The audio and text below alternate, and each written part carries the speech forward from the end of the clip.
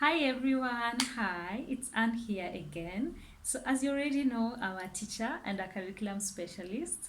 I'm a high school teacher, so I teach across different high schools in Kenya. And then, as a curriculum specialist, my books, the peer books, are being used in different schools in Kenya. So, I'll be showing you this. This is the main course book, this is the teacher's book for the peer, and this is the learner's workbook. All right, so I brought in these books into this discussion because today we are going to be talking about post-abortion care and abortion.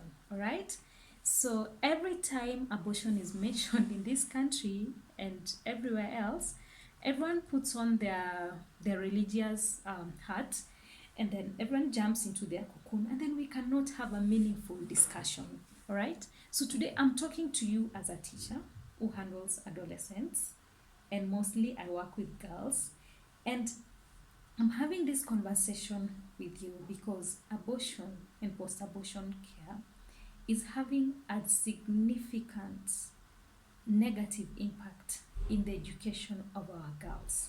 All right, and as I've requested you to come into this discussion open-minded, understand that I'm also a Christian. All right, so I understand everything that comes with, sanctity to life and everything, and that is not why I am having this conversation.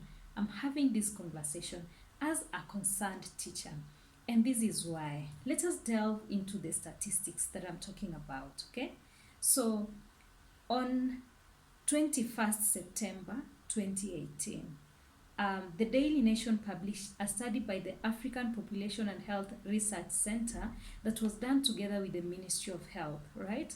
And this research stated that between 2012 and 2016, Kenya used more than 500 million Kenya shillings to tackle and save abortion cases in Kenya. Okay? Then, when we talk about unsafe abortion, we are talking about incomplete abortions and all these medical side effects that arise out of abortion, okay, that create a significant interruption in the life of a young woman or girl or the person that has performed this abortion.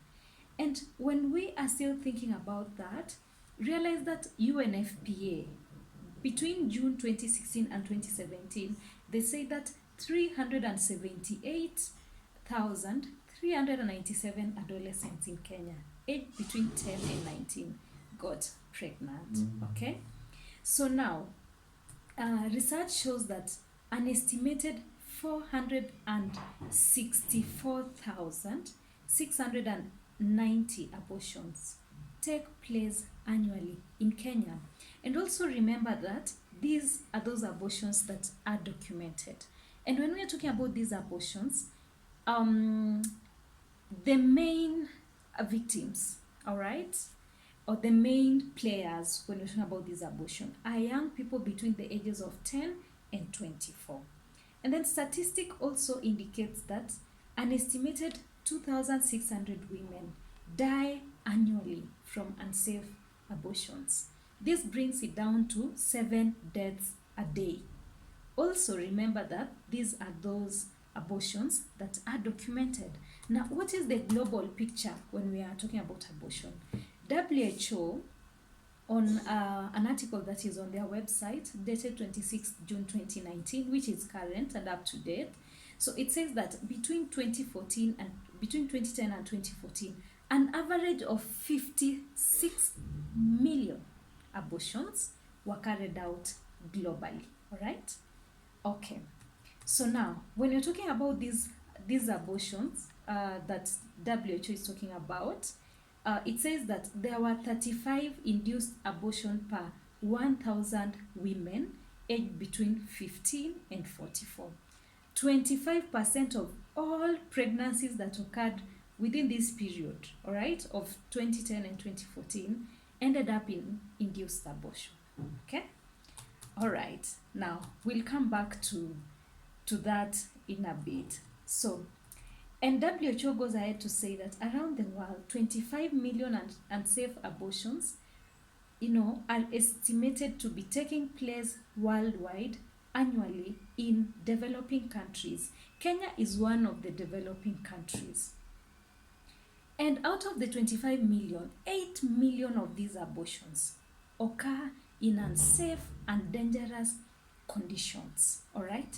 And then WHO goes ahead to say that the risk of dying from an unsafe abortion is highest in Africa. And then 7 million women are admitted to hospitals every year in developing countries as a result of unsafe abortion. I can go on and on about these statistics, all right? But let me say that the recipe or the people at risk of carrying out an abortion are young people who find themselves with an unintended pregnancy. Now, we talked about young people between the age of 10 to 24. These are learners that we know. In Nairobi, this year, we have not even finished first term. We've had 45 cases of post-abortion care issues and post-abortion complications. Out of these 45, we have one case that is intensive care unit, all right, in ICU. Then we have 2 who have been amputated. Their limbs have been amputated, and now they are permanently disabled and on a wheelchair. Okay? And when I say that, I'm not saying that so that we can stigmatize people who have disability, but I'm talking about this in the context of abortion, post-abortion care, and post-abortion complications. These people, these statistics that we are talking about, they are young people in our schools. These people 10 to 24, the implication of all these comes alive in a school setup. Now, let me put the picture clear to you. A teacher friend of mine this term, she woke up very early in the morning at 4 to prepare girls so that when the bell rings and everyone goes to shower and then they also rush for their morning preps, she woke up to girls screaming. And when these girls were screaming, she went to the dormitory and there was a stream of blood in the dormitory. Okay? This stream of blood in the dormitory was coming from a particular bed, and there was a particular learner lying in this bed. And by the time she came, the good thing is that this girl was saved and she was rushed to the hospital. She's the one who is in ICU as we speak. And even as I give this story, I'm trying to conceal the identity of this learner, okay? Now, you are a teacher. Your job is to teach. You've woken up one morning and you have found your learner literally dying in the school dormitory, and all the other learners are running helter-skelter around the school compound shouting that someone is dying. How do you handle it? How do you take it up from there as a teacher? So when I say that abortion is becoming a major concern for us in the education sector and for teachers, this is what I mean. So in the next episode, I'm talking to teachers. What do we do? How do we move from here? All right? Stay tuned.